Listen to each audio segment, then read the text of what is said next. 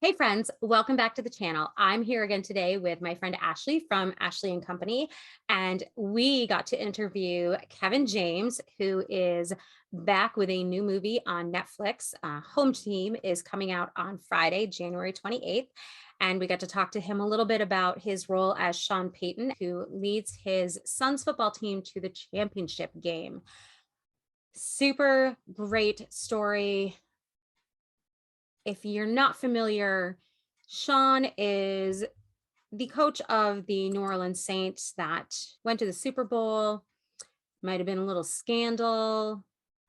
Peyton had to take a break, just a little break. And in the meantime, he went home, spent some time with his kid and family, wasn't planning on coaching, ended up coaching, fast forward, and great film. A beautiful balance of, comedy with some, just really beautiful moments of like heart and yeah. And actually it's one of the few times I think I've seen Kevin do like just that really nice balance of like not total comedy, but something a little more serious. And it was really well done. I'm very excited for it. I hope you guys all get to see it and you love it. We got to ask him some really great questions. Ashley in particular, got to ask a really great one. At a point in the movie, you get to see the Vince Lombardi Trophy. And, we really wanted to know was it real? Was it not? Did he get to touch it? I mean, you'll only find out the answer if you watch the video. It's so nice to talk to you today. So I thought it was really great that Sean Payton had a cameo at the end of the film. Were you able to spend a lot of time with him to kind of prepare for the role? And was that the real Vince Lombardi Trophy? Did he actually let you touch it? Word is out that it is real. We've been debating back and forth. I feel like that was the real trophy. I also heard that Netflix just did not have the budget to create a fake one. So we were completely out of money. And they just said, if we can't get it, we have to go with, a runner-up trophy or something. Somebody had to bring in a Little League trophy or something like that. We had to mock it up and try to make that in. So whatever that trophy was, I think it's, it actually worked. So I think it was the actual one. That's awesome. Working with Sean was great. Sean was amazing. I learned so much just spending time with him and learning about the greatest season of coaching in his life, which is that season.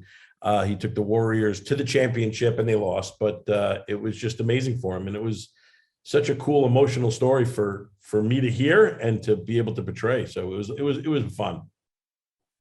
Great, thank you. You're welcome. Kevin, I have, kind of like a serious question when everybody else had these like really fun questions, but okay. You have this major, comedic background, and this role has obviously a fair amount of comedy in it, but it has a lot of heart too. And there's there are a lot of moments of seriousness tied with the levity. How do you kind of approach that as more of a traditional comedian than, somebody who tackles more of these kind of dramatic roles? I think the story dictates, it's like if the story, asks for jokes or needs jokes or feels like it needs that in comedy, and there's a little bit of it in there, but I am a little bit more of the straight man in certain things in this way. It's more of the way Sean reacted in all this, and Sean's very funny, so it was great to be with him and press the gas on the comedy for a little bit, and then be able to sit back and be the guy who's reacting to it, when the comedy's happening around him. And there was plenty of that with the kids and, in the movie.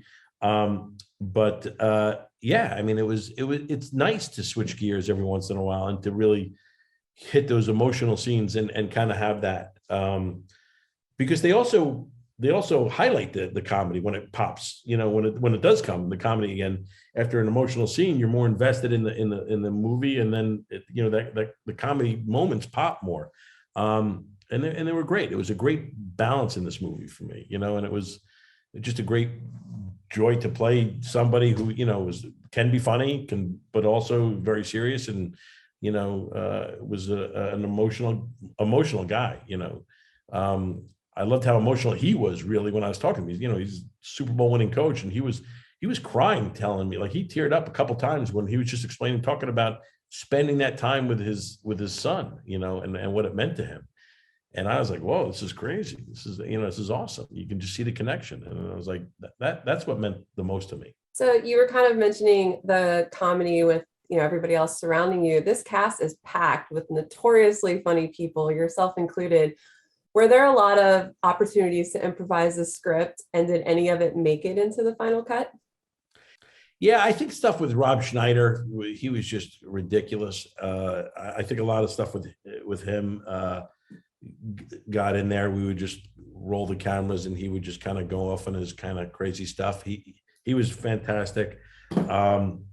And stuff with my brother Gary, he did stuff too. And I mean, and the kids even, once we got what we needed, it was great to the Canadians who directed this thing, the brothers were so great at letting kids be kids. And a lot of the footage you see is kids really just bonding with each other. They were really, they would just like roll the cameras, don't say anything, because you don't want to force these scenes so much, but there were a lot of scenes where the guys were together and supposed to be as a group. And it would be like, don't tell them anything. They were doing that on their own. They were doing it naturally. So he would do that. They would do that and let them get together. And we would get a lot of funny stuff from these kids, the way they acted. And they were great. It made me really have to say, oh gosh, I got to bring my game up. My goodness, these guys are good. They're funny. They had timing. They were really good. It was really impressive. It was hilarious. And I agree. Schneider's the scenes with Connor and just like, oh, that one time at the bathhouse, I was like, oh God. Yeah. Just ridiculous. Thank you. So give me a good vomit story from your personal life with your kids. Yes, I've had a couple, but the thing with vomit in my family is I'm the worst with it. Like if it happens, I go full tilt. So every time one of my kids vomits, there's always a follow. It's like, when you have an earthquake and it's the aftershock that is usually worse. I'm the aftershock. And depending on what I ate that day, it's going to make an appearance. So it depends, my family knows if it happens like at night where I've had a full day of food, we're going to have a show. We're going to have a show after, so it's not fun. It's not a fun thing. That's why my wife, thank God, she can handle it and get in there and clean that stuff up. But if I'm near it, I'm done. I'm out. So I've tried to do it. I've tried to because if I get a smell of it at all, I'm gone. And I've taken Band-Aids with little, cologne. You put it on little dabs of cotton and you put them in your nose and you tape the thing up. And as soon as I go over there, it doesn't matter. I see it. I catch a smell through the band. When it does, it goes off. And it's not a pretty scene.